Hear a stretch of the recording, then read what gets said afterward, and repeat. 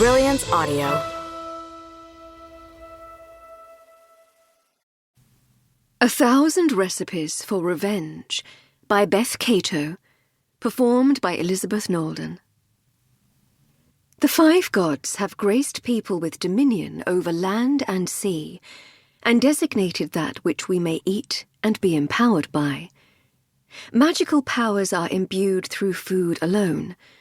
To scorn what the five have granted us is to be a guest, insulting the host. Rare family lines are blessed through their tongues with the ability to sense and understand food in ways that no others can. In Verdania, these people are called chefs, trained from their youngest years to master cuisine through their heightened perception. Chefs take ingredients derived of divinely blessed flora and fauna and call upon the gods to awaken the magical potential in the foods they prepare. In this, they serve the gods and gods-ordained rulers. Among chefs, a select few have empathetic talents. They can perceive food as others would taste it and customize dishes to their preference, whether they work with ingredients common or magical. They can maximize flavor and magic to a degree beyond that of other chefs and talented cooks. Gist, god of the unseen and unknown.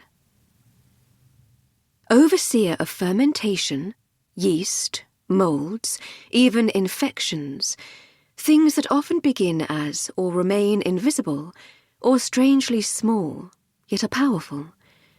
Gist feeds on secrets. Caves, cellars, and bakers' kitchens are his favoured domains, as are any places shadowed and private, where privy details may be whispered for Gist's ever-listening ears. Hester, god of hearth and home. Hester is the warmth and coziness of home, but also an entity of crackling rage. After all, the same hearth fire that cooks meat to make it edible and delicious can also raze the building to the ground. Hester is fabled to have traversed Verdania with such regularity that her heavy tread created its ponds and lakes. Though Hester is worshipped the world over, Verdanians regard her as their home-born god and plead for her favour by throwing their choicest foods to the flames. Le, god of milk and new life. Loving and beloved matron of new mothers and infants, human and otherwise. Spring is her season, care and compassion her emphases. Around the world, Le's houses care for orphaned and abandoned children, and Le blesses those who donate food, especially milk and cheese, to help those in need at her houses, and to the temple kitchens known as pentats. Melissa, god of all that is sweet.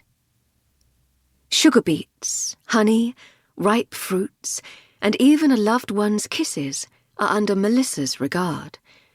Nobles enjoy confectionery delights that melt upon the tongue, or marvel at sculpted sugar extraordinaires. But even the humblest of denizens can enjoy the harvest of the hive, or hearken to the peals of so-named Melissa's bells, which celebrate special occasions in any town of considerable size. Selland, god of salt. A god fluid in nature, equally of the salty ocean and the briny wetland, and the high mountain cave crusted with crystalline deposits. Blustery coastal storms embody his might, as does the single pinch of salt that awakens the incredible flavours within a dish.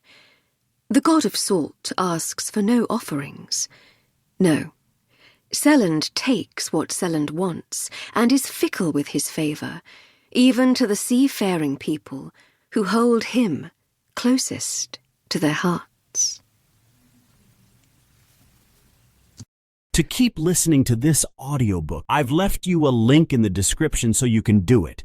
at no cost thanks to Audible's 30-day free trial.